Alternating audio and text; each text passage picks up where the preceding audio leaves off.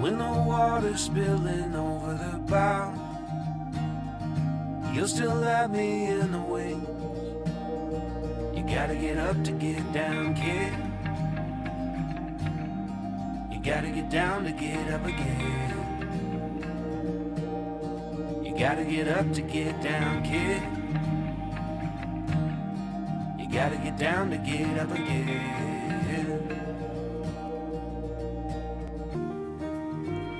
You know, being surrounded by so much water brings to mind for me the story of Jonah. And the story of Jonah is a great way to get to know some of the story of our church and where we've been. You know, Jonah was a prophet who was doing great work in his community, and then one day he found himself in the belly of a whale. At the end of that time, he was given a new shot at life, and he was spit back out.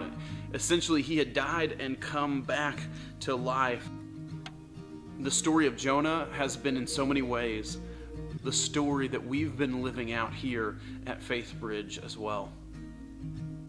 As a church, we owe a great debt to faithful people who started Cornerstone United Methodist Church back in 1994.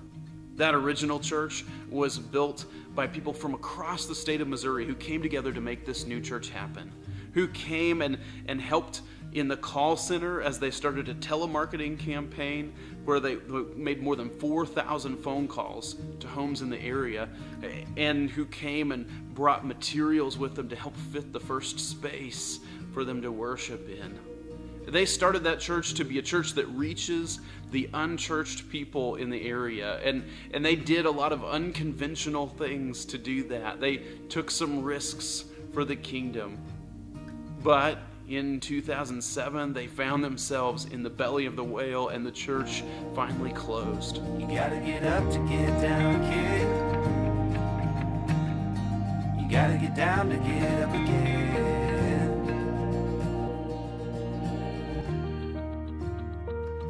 And then the church was spit back out with a new pastor and a new vision of helping to bridge the gap between God and people, people and people, and people to God. And out of that came the name Faithbridge. This new church got its start by hosting events to get to know the community and to help invite people to become part of the congregation and to get out and serve the community in ways that could help to bring about change. You know, COVID has felt a lot like going back into the belly of the beast again. And now we feel like we've been spit back out with a renewed passion, a renewed emphasis on learning to live and serve like Jesus, and learning to extend an even greater welcome to the Lake community.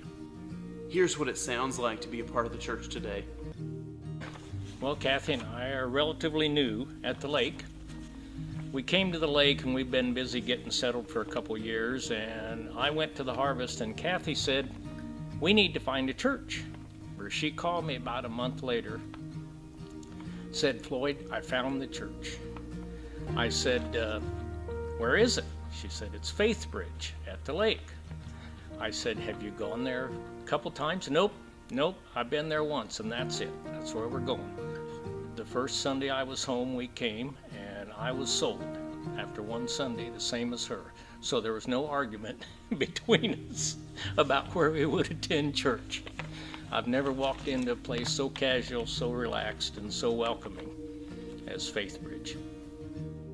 Coming in the door, our first Sunday was the Sunday after Easter, and we were greeted so warmly. Gary and Mary Kay were just the best greeters I've ever seen. They immediately made us feel comfortable, showed us where the coffee was, even tried to recruit me. So, I mean, it was a really warm welcome. One thing I really enjoy on Sunday mornings is taking time and getting to have the time to try and actually talk to everybody that's here, even if it's just shaking their hand. I love coming in on Sunday and seeing people here because they're not all dressed up in suits and ties. I'm not trying to put on airs. They're just who they are. They're genuine, and I just like being around people like that. Especially after COVID hit, us and we closed down for that year, when people came back, I've seen a new spirit in our membership. I really have. And I see people wanting to be involved in the community, wanting to be involved in service to the community and with each other. And it's just so heartwarming to be part of a congregation that feels this way and does the work. I think when we came back, we all kind of trickled back in after the pandemic, and so I kind of felt like I had an opportunity. I'm really bad with names. It gave me the opportunity to learn people's names as they came back, and actually felt like I built more of a relationship, so that on Sunday mornings when I get here, I look forward to my time of just saying, "Hi, I'm so glad you're here, Jerry," or, you know, "Susie, it's so glad to see you in your seat you're always sitting in. Dawn, I'm so glad you're here." The music is outstanding. I can't sing a note, but I have found myself many times with some tears running down my cheeks. The worship experience all the way around is so good. The music's great. The sermons are good. Our minister does not preach to us. He visits with us on a one-to-one basis. I've sat for years and heard minister point their fingers at me and preach to me. And at our church, you visit with our minister. When everybody seems to work together, just the results are so much more uplifting for everybody, I think, and draws us closer to God. If a person comes to our church one Sunday, they don't need to listen to me about what's great about our church.